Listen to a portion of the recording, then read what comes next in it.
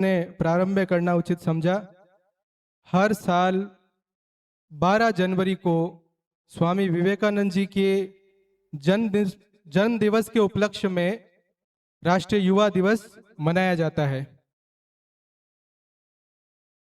विद्यार्थी स्वामी जी के जीवन से बहुत कुछ सीख सकते हैं और अगर अपनाते हैं उनके आदर्शों को, उनके जीवन मूल्यों को अपने जीवन में अंगीकृत करते हैं तो निस्संदेह उनके जीवन की दशा और दिशा बदल सकती है। जैसा कि उनका सबसे जो प्रचलित वाक्य है कि उठो जागो और तब तक मत रुको जब तक अपने लक्ष्य की प्राप्ति नहीं हो जाए। तो ये अपने आप में बहुत कुछ समाये हुए है। अगर इसको हम लोग हमारे जीवन, हमारे आचरण में उतारते हैं तो विद्यार्थी को सफल होने में, अपने जीवन में सफलता प्राप्त करने में, चाहे विद्यार्थी जीवन हो, चाहे युवा वर्ग हो, चाहे कोई भी क्षेत्र हो, उन सब में ये एक मील का पत्थर साबित हो सकता है, उनके जीवन को पूर्ण रूप से बदल सकता है। इसके साथ ही आज की तारीख में जो विद्यार्थियों को काफ़ी सारी समस्याओं का सामना करना पड़ रहा है, जिस सामाजिक वातावरण में हम लोग आज रह रहे हैं, उसमें विद्यार्थियों के लिए नए आयाम तो खुले ही हैं, लेकिन जो उनकी समस्याएं हैं, जो चैलेंजेस हैं, वो भी भिन्न प्रकार के और नए नए रूप में सामने आए हैं। जैसे कि आप चाहे सोशल मीडिया की बात कर लें, हमारी जीवन शैली की बात कर लें, खान पान की बात कर लें, और घर के वातावरण की भी अगर हम बात करें तो प्रकृति और ईश्वर से जब जब इंसान की दूरी बढ़ी है तब तक उसके परिणाम बहुत ही दुखद रहे हैं। और विद्यार्थियों के जीवन में जैसे कि कहा गया है कि काक चेष्टा वको ध्यानम स्वान निंद्रा तथैव च, मतलब उसके कव्य जैसी तो उसकी चेष्टा और लग्न होनी चाहिए, बगुले जैसे उसका ध्यान होना चाहिए, कुत्ते जैसी उसकी सतर्कता, यानी एक जो सतर्कता जिस लेवल की होनी चाहिए विद्यार्थी में, तो ये, और साथ ही साथ में त्याग उसके मन में हो, अल्पाहार खाने का, खान पान का उसका नियंत्रण हो। बहुत पुरानी संस्कृत की कहावत, श्लोक, लेकिन आज भी बिल्कुल उसी तरह से ये रेलिवेंट है, आज की तारीख में भी प्रासंगिक है। तो अभिभावकों का ये जिम्मा और बढ़ जाता है कि हमारे घर में हम लोग किस तरह का वातावरण रख रहे हैं, क्योंकि ये हमारे सीखने और सिखाने की बजाय हमारे आचरण को देख के ज़्यादा सीखते हैं। इसके अतिरिक्त यदा कदा जब भी मुझे कई दफ़ा कई विद्यार्थी मिलते हैं, जो लोग तैयारी कर रहे हैं, उनके बीच भी हम लोग जाते हैं, तो ये बात सामने आती है कि साहब हमें तो कोई सफलता का मूल मंत्र बता दीजिए कि किस तरह से हम लोग हमारे जीवन में सफल हुए। तो बहुत सारी, हमारे बीच में बुराराम जी पधारे हैं, स्वागत है। तो बहुत सारी चीजें हैं, आजकल यूट्यूब भरा पड़ा है, सोशल मीडिया भरी पड़ी है, कई सारे मोटिवेशनल स्पीचेस, कई सारे मोटिवेशनल स्पीकर्स, बट बहुत लंबी चौड़ी कहानी नहीं है। हमारे बीच में जो यहाँ पे सम्मानित अतिथिगण विराजे हैं, चाहे सुनील जी सर हो, रमेश जी सर हो, इन सब ने बहुत ही जीरो से, मैं तो कहूँ जीरो से शुरुआत करी है। और कुछ साल पहले ही ये मंच के उस साइड बैठे थे, जैसा पहले जिक्र हो रहा था, और आज वो मंच के इधर हैं। तो कहीं ना कहीं कुछ ना कुछ इनके जीवन में उन्होंने अलग किया होगा, जिसकी बदौलत उन्होंने सफलता पाई। तो इसमें मेरे हिसाब से बहुत सिंपल 3 सूत्र जो है। सबसे पहला कि आपने अपना लक्ष्य निर्धारण कर लिया। लक्ष्य निर्धारण करने में चाहे आप समय लें, लेकिन सोच समझ के अपने लक्ष्य का निर्धारण करें और उसके ऊपर फिर आप फोकस रहें, एकाग्र रहें उसके ऊपर, कि दो नावों की सवारी करने वाला कभी दरिया पार नहीं कर सकता है। जैसे कि एक कहानी है कि एक राजा अपने राजकुमार को भेजते हैं कि साहब जंगल में आज वो शिकार करने जाएगा।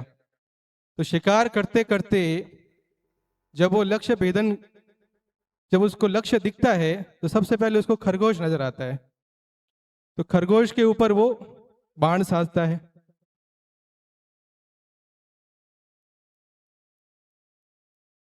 हमारे बीच में गोयल साहब पधारे हैं, स्वागत है सर आपका। तो जब अपने लक्ष्य को देखता है तो सबसे पहले खरगोश के ऊपर बाण साधता है। उसके उपरांत उसकी नजर पड़ती है हिरण पे। तो वो जो बाण साध रहा होता है खरगोश पे, उसका बाण साधन वहां से अटके कि ये बड़ा है, इसके ऊपर निशाना साधता है। फिर उसके बाद में उसको बारहसिंगा दिखता है। तो उसका जो लक्ष्य है वो फिर बारहसिंगा की तरफ मुड़ता है कि ये तो और भी बड़ा है। फिर उसका लक्ष्य जो है वो चौथी चीज की तरफ मुड़ता है। तो इस तरह से सारे ही जानवर भाग जाते हैं और वो बिना शिकार किए घर लौटता है। तो पिताजी पूछते हैं उसको कि भाई क्या रहा आज का, क्या लक्ष्य अर्जित किया, किसका शिकार किया। तो वो कहता है कि मेरी तो किस्मत ही खराब है। तो फिर उसका पूरा विवरण वो अपने पिताजी के सामने रखता है। तब लास्ट में पिताजी बोलते हैं कि तेरी किस्मत खराब नहीं है, ना नाम राम मिली ना माया। इसका कारण ये था कि आपका लक्ष्य जो है वो एक नहीं था, आप एकाग्र नहीं थे। लक्ष्य वो होना चाहिए जो बिल्कुल मछली की आंख की तरह जो अर्जुन को दिखता है उस तरह का होना चाहिए। और बिल्कुल धरातल पे यथार्थ की बातें ही मैं आपसे साझा करूंगा। लक्ष्य निर्धारण, क्योंकि ऐसे कई उदाहरण देखे हैं जिनके लक्ष्य बार बार बदलते रहे। आज ये कर रहे हैं, 6 महीने बाद में वो लक्ष्य है, 12 महीने बाद में तीसरा लक्ष्य। तो ये इस तरह से कभी भी दो नावों की सवारी से दरिया पार नहीं हो सकती। दूसरा जो सूत्र है इसमें वो है आपकी कड़ी मेहनत, ईमानदारी, खुद से ईमानदारी, जिसको बोलते हैं इंटीग्रिटी, ऑनेस्टी। तो किसी को दिखाने के लिए, दिखने के लिए अच्छा नहीं बनना है, खुद के लिए अच्छा बनना है इंसान को। जब आपके माता पिता आपके ऊपर भरोसा करके अपनी गाड़ी कमाई से आपको पढ़ने के लिए भेजते हैं, इस विश्वास पे, इस उम्मीद से कि मेरा बेटा वहां पे पढ़ रहा होगा, लगन से पढ़ रहा होगा, मेहनत से पढ़ रहा होगा, अगर आपके ध्यान में वो बैकग्राउंड नहीं है, वो पृष्ठभूमि नहीं है, तो फिर इसकी पूरी संभावना है कि आप अपने पद से भटक सकते हैं। इसलिए प्रतिदिन उस चीज को स्मरण करना जरूरी है, हमारे संघर्ष के दिनों में भी और सफलता अर्जित करने के बाद भी, कि किस पृष्ठभूमि से हम लोग उठे हैं, कितना संघर्ष माता पिता ने पीछे देखा है, और जड़ों से हम लोग हमेशा जुड़े हुए रहें। इसके अलावा तीसरा जो इस कड़ी में सूत्र है वो है आपकी निरंतरता। निरंतरता के बारे में मैं आपको इसलिए ये तीसरा सूत्र में मानता हूं इसको, कि कोई भी बड़ा कार्य करने, कोई भी सफलता अर्जित करने में समय लगता है। और यदि आप लोग ये दृढ़ निश्चय कर ले, जैसे ज्यादातर लोग करते भी, 1 जनवरी आती है, नया साल आता है, तो बोले साहब आज इस बार हमारे नए साल के ये अपने आप से हम लोग प्रॉमिस कर रहे हैं। तो वो 10 जनवरी आते आते, 30 जनवरी आते आते सब खत्म हो जाता है। यदि हम लोग, एक गौर करने लायक बात है, यदि हम लोग 1% अपने आप में सुधार करते हैं प्रतिदिन, तो साल के अंत में 3678% यानी कि लगभग 38 गुना हम अपने आप में सुधार कर सकते हैं। ये शक्ति होती है कंटिन्यूटी की, निरंतरता की। हमारे लक्ष्य के प्रति हम लगे रहें, डटे रहें और हार नहीं माने। इसके अलावा एक महत्वपूर्ण पहलू और जो मैं साझा करूंगा वो है नारी शिक्षा का। देखिए, कोई भी समाज, जिस भी समाज ने उन्नति की है, नारी शिक्षा के बिना उसका उत्थान नहीं हुआ है। और जिस स्तर पे हम समाज को ले जाना चाह रहे हैं, उस स्तर पे पहुंचने में ये एक बहुत महत्वपूर्ण अंग है उसका। कानाराम जी सर के निर्देशन में हम लोगों ने जयपुर में एक पहल शुरू की थी, जिसको हम निरंतर कोशिश भी कर रहे हैं, प्रयास कर रहे हैं। और मेरा अभिभावक गणों से भी ये गुजारिश रहेगी कि जो संस्कार रूपी बीज आपने बोए हैं अपने घर में, अपने बच्चों में, उस पे भरोसा करते हुए उनको एक ऊंची उड़ान भरने दीजिए, उनको अपनी जो भी ख्वाहिशें हैं पूरी करने दीजिए, उनको अपने लक्ष्य अर्जित करने दीजिए। और उतना ही फिर विद्यार्थियों का, बच्चों का, बच्चियों का कर्तव्य है कि जिस भरोसे पे उनको भेजा जा रहा है उस भरोसे पे पूर्ण रूप से वो खरे उतरें। क्योंकि बच्चियों के शिक्षा के ऊपर मैं इसलिए इतना बार बार इस चीज़ को कह रहा हूँ, क्योंकि अगर एक बालिका शिक्षित होती है, निसंदेह आप सब जानते हैं 2 परिवार शिक्षित होते हैं। और अभी भी बालिका शिक्षा में बहुत अच्छी उन्नति हुई है, इसमें कोई संदेह नहीं, लेकिन उच्च शिक्षा में, व्यावसायिक शिक्षा में अभी भी बहुत बहुत बड़ा गैप है। तो गुजारिश रहेगी आप सभी से कि उनको, बच्चियों को भी पढ़ने के पर्याप्त अवसर बच्चों के समकक्ष उपलब्ध कराइए, उनको भी ऊंची उड़ान भरने दीजिए, अपनी क्षमताओं को सामने लाने दीजिए और इस समाज को गौरवान्वित होने का मौका दीजिए। इस कड़ी में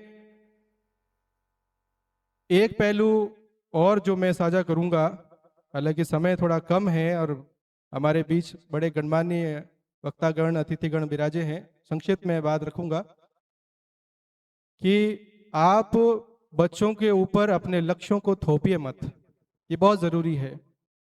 उन्हें अपनी इच्छा अनुसार, देखिए कोई भी फील्ड, कोई भी क्षेत्र अपना आप में छोटा या बड़ा नहीं है।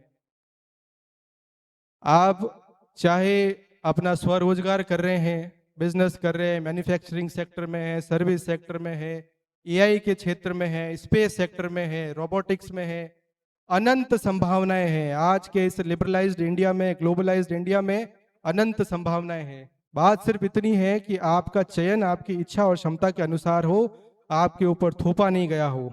और ये अभिभावक गणों के लिए ज्यादा जरूरी है कि वो अपनी इच्छाओं को नहीं थोपे, इनको अपनी उड़ान खुद भरने दें, अपना क्षेत्र खुद चुनने दें। यदि रुचि से किया गया काम होगा, रुचि का क्षेत्र होगा, अपनी कड़ी मेहनत करेगा, तो उसमें भी खूब संभावनाएं हैं, खूब अच्छा उसमें वो मुकाम हासिल कर सकता है। लेकिन थोपी हुई चीज में हो सकता है कि बीच में ही उसकी कमर टूट जाए, बीच में ही वो धारा रुक जाए। ऐसे मैं इसलिए जिक्र कर रहा हूं कि आज के परिवेश में बहुत सारे सुसाइडल केसेस, बहुत सारे डिप्रेशन केसेस हम लोग रोजमर्रा की जिंदगी में सामना करते हैं। यदा कदा कई जगह ये खबरें आती है। तो इस तरह की बातें नहीं हो, उसके लिए ये जरूरी है। अंत में मैं इतना कहना चाहूंगा कि आपको अपने घर का जो वातावरण है उसको संभाले रखना होगा। अगर, क्योंकि घर जो है वो एक किसी भी विद्यार्थी के लिए पहला मंदिर है। वो उसकी जो घड़ाई होनी है, जैसे एक चित्रकार अपनी चित्र बनाता है, एक माटियार अपनी जैसे घड़ाई करता है उसकी, तो उसकी जो शुरुआत वहां से होनी है। तो आपके घर का वातावरण सात्विक रखिए, प्रकृति से प्रेम करना बच्चों को शुरू से सिखाइए, ईश्वर के प्रति कृतज्ञ रहिए, अपने आस पड़ोस के लोगों के प्रति कृतज्ञ रहिए और घर में एक बहुत ही अच्छा सात्विक ऊर्जावान वातावरण बना के रखिए। ईश्वर करेगा सब अच्छा होगा। अब लास्ट में मेरी जो एक फेवरेट पंक्ति है, जिसको मैं कई बार दोहराता हूँ, वो यही, इससे ही मैं अपनी वाणी को विराम दूंगा